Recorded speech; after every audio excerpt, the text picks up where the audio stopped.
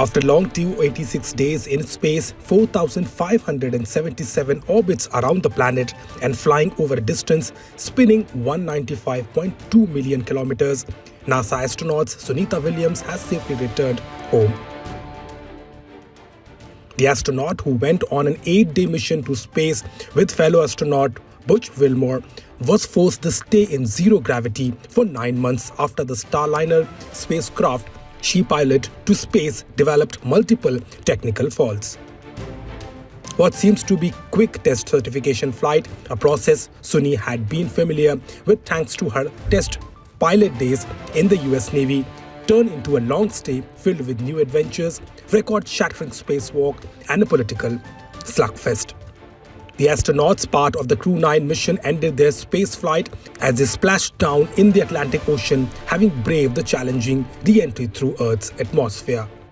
The Crew 9 astronauts boarded the SpaceX Dragon spacecraft on Tuesday morning as they suited up and undocked from the Harmony port of the International Space Station. What lay ahead for the 4 veteran astronauts was a 17-hour-long flight that was controlled and monitored by the team at NASA and Elon Musk-led SpaceX. The Dragon performed flawlessly as it executed the descent burn, putting the capsule on a re-entry trajectory into the planet's atmosphere. The Dragon parachutes then slowed down the vehicle from thousands of kilometers to a soft splashdown speed, gently hitting the waves of the Atlantic Ocean off the coast in Florida. A recovery ship was waiting to greet Williams and her crewmates. While Sunita Williams and Butch Wilmore have returned safely, their rehabilitation and recovery process had just begun.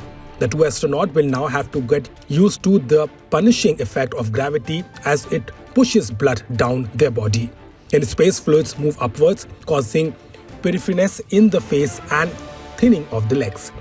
This reverses upon return to Earth, sometimes leading to discomfort. Sunita Williams may experience weakness and difficulty walking upon landing. Astronauts lose 1 to 2% of bone mass per month in space, increasing the risk of fractures. Although countered by exercise, she may need time for her bones to regain strength. The heart does not have to work as hard in space, and over time it may slightly decrease in size. It takes time for the cardiovascular system to readjust.